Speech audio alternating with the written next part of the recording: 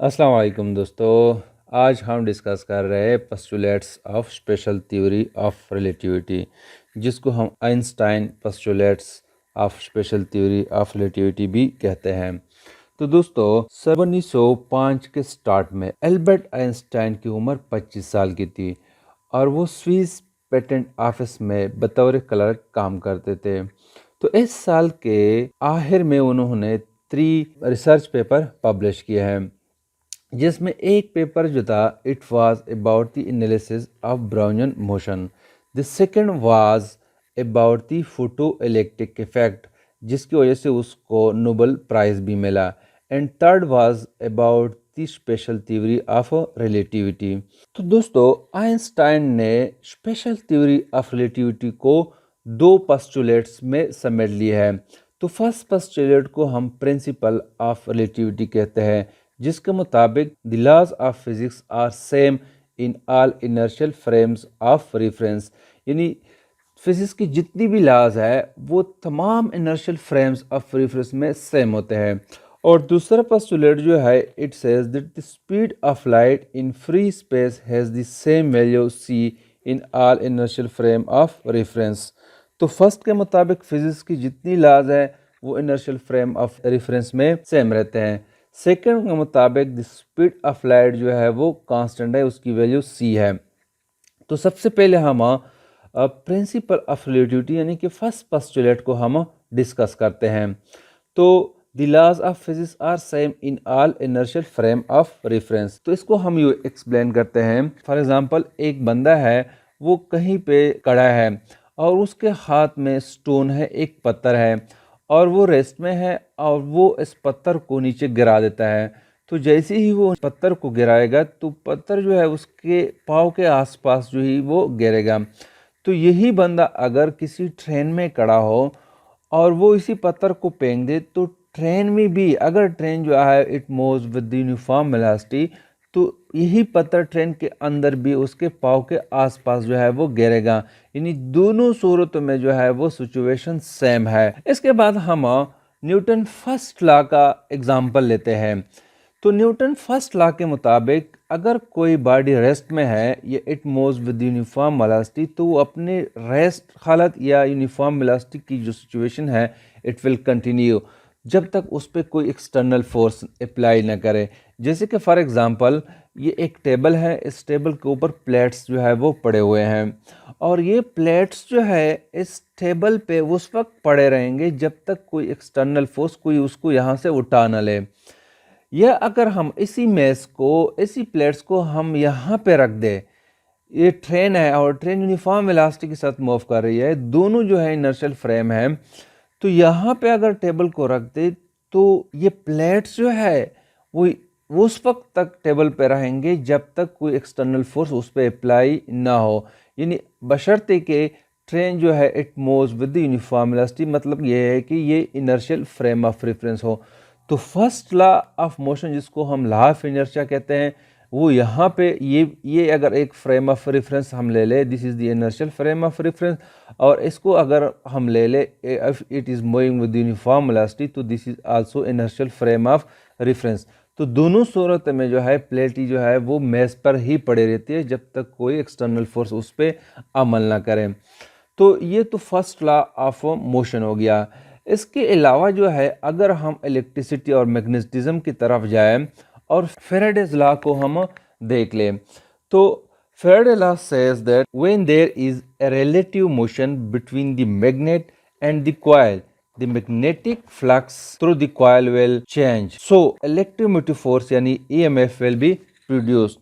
तो Faraday law के मुताबिक अगर एक कॉयल है और एक मैग्नेट है, तो उसके दरमियान अगर रिलेटिव मोशन है तो होगा क्या, मैग्नेटिक फ्लक्स विल बी, और उस चेंज इन फ्लक्स की वजह से जो है ईएमएफ विल बी प्रोड्यूस। जैसे कि आप देख रहे हैं कि ये एक कॉइल है और ये एक मैग्नेट है। तो हम 2 फ्रेम ऑफ रेफरेंस लेते हैं, एक फ्रेम ऑफ रेफरेंस ये है और एक फ्रेम ऑफ रेफरेंस हम ये लेते हैं।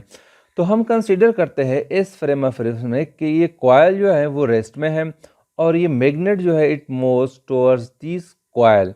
तो जैसे ही ये मैग्नेट जो है इसकी तरफ मूव करेगा तो यहाँ पे magnetic flux will be change. तो जब मैग्नेटिक फ्लक्स चेंज होगा तो यहाँ पे ईएमएफ विल बी प्रोड्यूस्ड।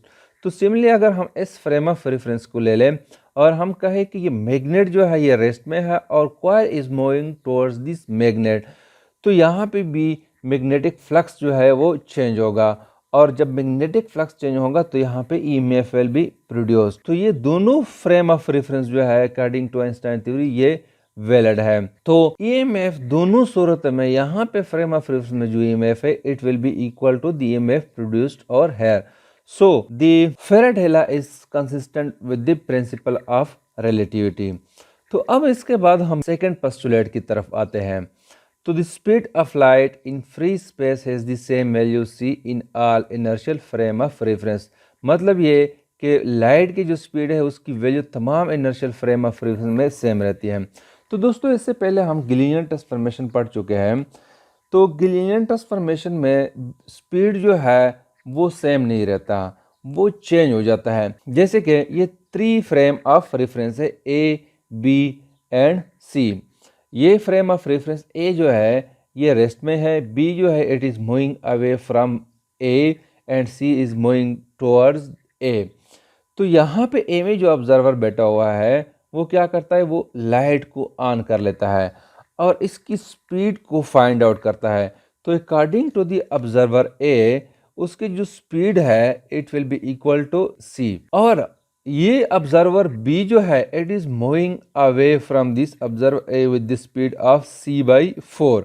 तो जब ये इस लाइट का स्पीड मेयर करेगा तो according to this observer B the speed will be equal to c minus c by 4। तो इसका मुताबिक उसका स्पीड ये होना चाहिए। और ऑब्जर्वर सी जो है it is moving towards A with the speed of C by 4। जब ये इस लाइट के स्पीड जो है मेयर करेगा तो according to this observer C the speed of light will be equal to c plus c by 4। यानी तीनों में जो है स्पीड ऑफ लाइट चेंज है according to the Galilean transformation. लेकिन मैक्सवेल क्या कहता है, मैक्सवेल इक्वेशंस को हम देख ले तो उसके मुताबिक जो है स्पीड ऑफ लाइट जो है it is equal to 3 × 10⁸ metre per second. और मैक्सवेल कहता है कि स्पीड ऑफ लाइट जो है ये कांस्टेंट है। तो उस वक्त जो है गिलियन ट्रांसफॉर्मेशन के मुताबिक स्पीड ऑफ लाइट जो है इट वाज वेरिएंट और मैक्सवेल के मुताबिक speed of light was invariant. तो एक कशमकश चल रहा था। तो it was a hot topic at that time.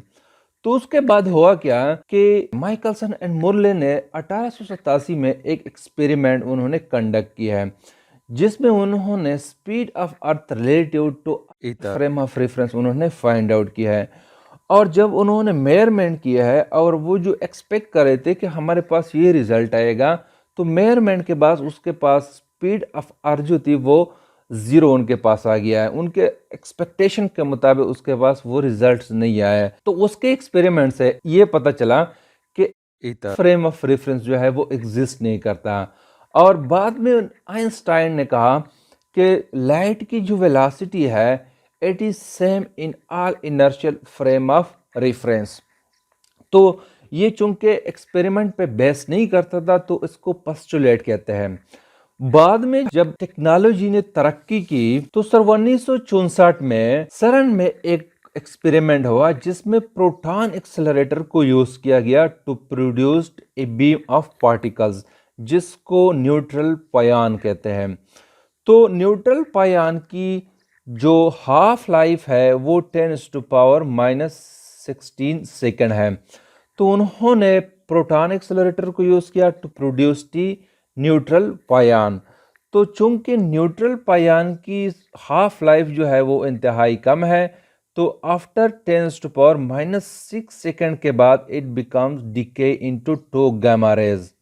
अगर ये एक गामा रेज है और ये दूसरा गामा रेज है तो ये पायन जो है it decay into 2 gamma rays. तो चूंकि गामा रेज जो है वो इलेक्ट्रोमैग्नेटिक वेव्स है, they travel with the speed of light. तो एक्सपेरिमेंटर जो थे उन्होंने गामा रेज की स्पीड को फाइंड आउट किया।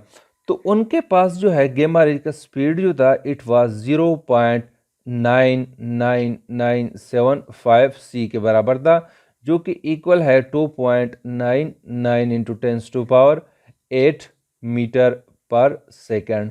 तो उनके पास गामा रेस की जो स्पीड था वो कुछ यू आ रहा था। लेकिन गैलीलियन ट्रांसफॉर्मेशन के मुताबिक अगर ये गामा रे मूव कर रही in the direction of motion of neutral pion, तो गैलीलियो के मुताबिक the speed was equal to c plus 0.9979 c के बराबर है, जो कि इक्वल है 1.999 c के बराबर है। तो गैलीलियो के मुताबिक जो है गामा रेस की स्पीड जो है वो कुछ ही होता, लेकिन आइंस्टाइन कह रहा था कि स्पीड ऑफ लाइट जो है वो सी है, कांस्टेंट है। तो लिहाजा ऐसे एक्सपेरिमेंट से जो गामा रेस का स्पीड जो है मेजर किया गया, it was equal to the speed of light. तो this is the direct verification of second postulate. Thank you.